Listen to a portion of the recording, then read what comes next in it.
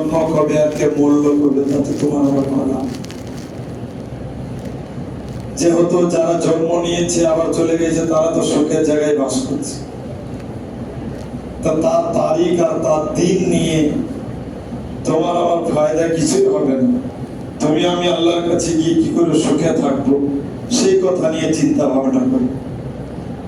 এসব দিন ধার্য, এসব চিন্তা ভাবনা করে আমার ফায়দা। চিন্তা ভাবনা তখনই কাজে লাগবে যখন আমার শরীরের প্রত্যেকটা লোম, চুল, শরীরের রাগ, শরীরের ঘাম রাসূলের নাম শুনলে কেঁপে ওঠে। আর আমাদের তো আবার ঘুম চলে আসে রাসূলের নাম, আমরা তো আরাম পাই। আহা কি সুন্দর রাসূলের কাহিনী। এত ঘুমিয়ে যাইছে যে ওজোড়াই ভেঙে যায়, যে খেয়ালই নেই যে আমি ঘুমিয়ে গেছি, নামাজ পড়তেছে আমার ওজু ভেঙে। হযরত ওমরের জামানায় তিনি ছিলেন, মদিনায় ভূমিকম্প হয়েছে। ভূমিকম্প এসেছে মদিনাতে, মদিনার মানুষ ভয় খেয়ে গিয়েছে, কি হবে তাহলে মদিনা ওলট পালট। হযরত ওমর তলোয়ার বার করলেন, তলোয়ার বার করে মাটির মধ্যে একটা চোট মেরে বললেন মাটিকে, এ মাটি তুই তো আল্লাহর ক্ষমতায় চলিস, তোর আল্লাহকে বলেছে আমাদেরকে ধ্বংস করার জন্য, তোর যদি ক্ষমতা না থাকে তো মোটেই তুই নড়বি না, স্তব্ধ হয়ে যা, দাঁড়িয়ে যা। এক তলোয়ারে দাঁড় করে দিলেন ভূমিকম্প। সেই মদিনাতে আজও কখনোই ভূমিকম্প হয়নি। কে চোট মেরেছিলেন? ওমর। কার ভালোবাসা ছিল অন্তরে? রাসূল। কাকে ভালোবাসতেন? রাসূলকে ভালোবাসতেন। পারস্য দেশ থেকে আল্লাহ রাসূলকে চিঠি লিখে অনেক গাল দিয়েছিল, নবীজি সহ্য করে নিয়েছিলেন। আল্লাহ রাসূল চলে গেলেন আবু বকরের জামানায়, ওই পারস্য দেশ আবু বকরকেও গাল দিয়েছে। আবু বকর ঠান্ডা মানুষ, তিনিও সহ্য করে নিয়েছেন। চলে এলো জামানা ওমরের, ওমরকে চিঠি লিখলেন। ওমর মাথায় রেখেছিল যে আমার হাতে যেদিন এই বন্টন, এই জমিনের তাবৎ আমার হাতে যেদিন চলে আসে, আমার দায়িত্ব যেদিন পাবো। রাসূল ঠান্ডা মানুষ, সহ্য করেছে। আবু বকর সহ্য করেছে। ওমরের হাতে যেদিন দায়িত্ব আসবে, এই পারস্য দেশকেই দেখে নেব।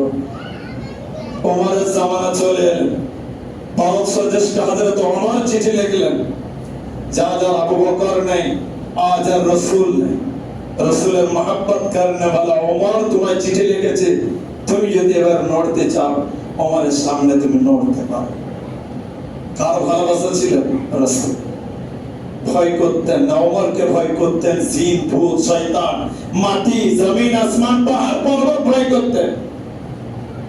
নীল দরিয়ায় পানি নাই, ওমর চিঠি লিখলেন, নীল দরিয়া তোর কোনো ক্ষমতা নেই, তুই তো আল্লাহর হুকুমে চলিস। তাহলে তুই শুকিয়ে আছিস কেন?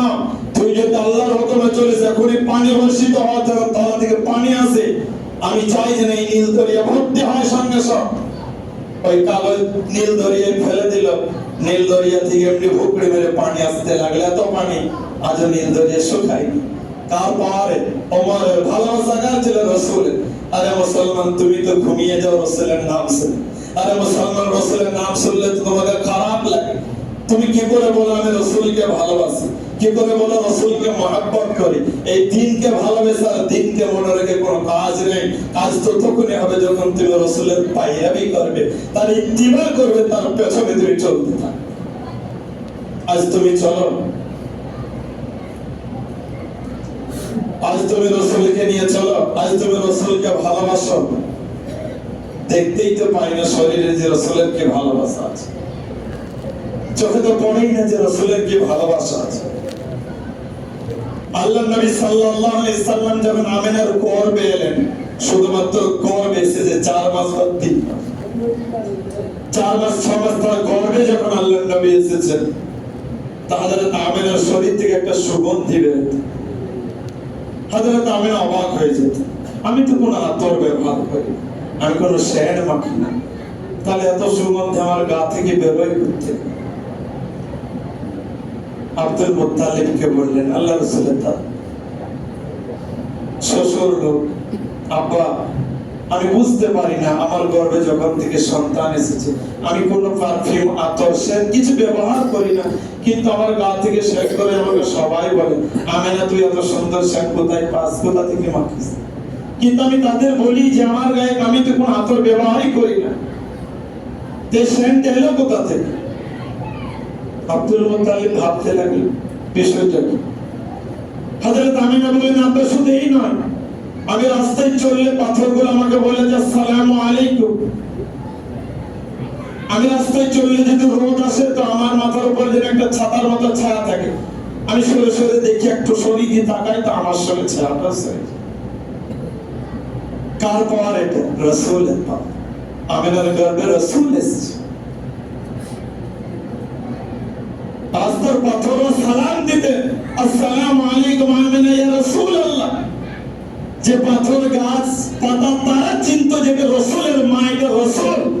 তুমি তেমন উম্মত যে রাসূলকেই চেনো না, তার নাম শুনে সালামের উত্তর দিতে পারো না, রাসূলের নাম নিলে কি বলতে হয় তা জানো না, বাড়িতে দস্তরখান বিছানো যে রাসূল বিছিয়ে খেত, মাথায় টুপি নিয়ে ঘোরানো যে রাসূল পরতো, পাঞ্জাবি পরানো রাসূল পরতো, সালাম দাওয়ানো রাসূল দিত।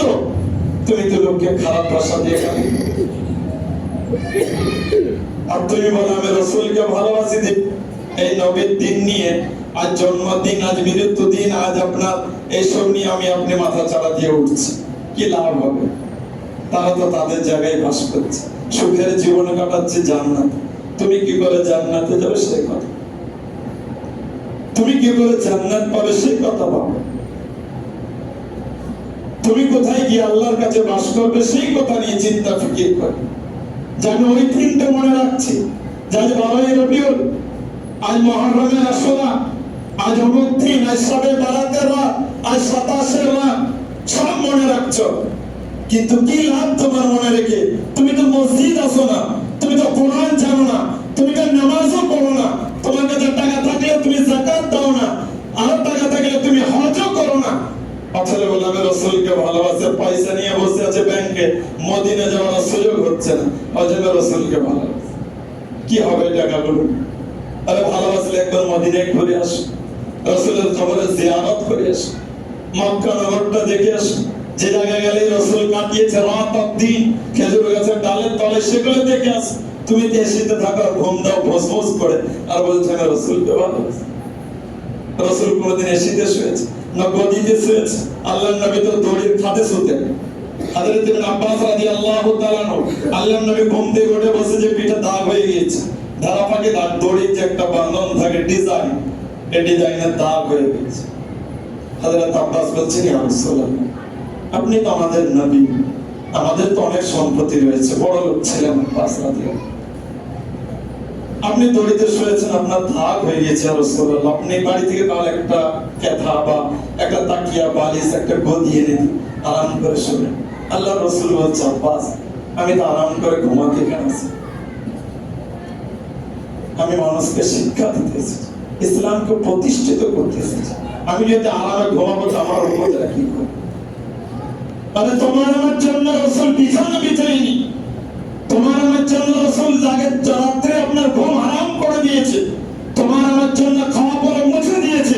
শুধু তুমি আমি কি করে জান্নাতে যাব, তুমি আমি কি করে সঠিক রাস্তা পাবো? আর তুমি বলছো আমি এসিতে ঘুমাই, 12ই রবিউল এসছে বলে 2-5 জনকে খাইয়ে মাথায় ঝান্ডা বেঁধে গাড়ি নিয়ে ঘুরে দিলে তুমি প্রেমিক হয়ে গেলে রাসূল। একদিনও মসজিদ আসো না, একদিনও তো কই নামাজ পড়তে দেখি না। আল্লাহর নবী বলছেন নামাজ ছাড়া কোনো গল্প নেই, আমার সঙ্গে তার কোনো সম্পর্কই নেই। তাতে তুই 6টা ঝান্ডা বেঁধে লেখ না কেন, 50 জনকে খাইয়ে দেখ না কেন? লোকটা যদি নামাজই না হয়, সাহাবাদেরকে বলেন তাকে বলে দিও যে তার সঙ্গে আমার কোনো সম্পর্ক নেই, ও তাদের বছর বছর যতই 12ই রবিউল মানাবে মানান, কিন্তু আমার সঙ্গে তার সম্পর্ক নেই, আমার সঙ্গে তাদের সম্পর্ক। যারা মসজিদে আসা যাওয়া করবে, দেখতে পাবে, তাদেরকে বলো এইগুলো হচ্ছে রাসূলের সাথে সম্পর্কের কারণে।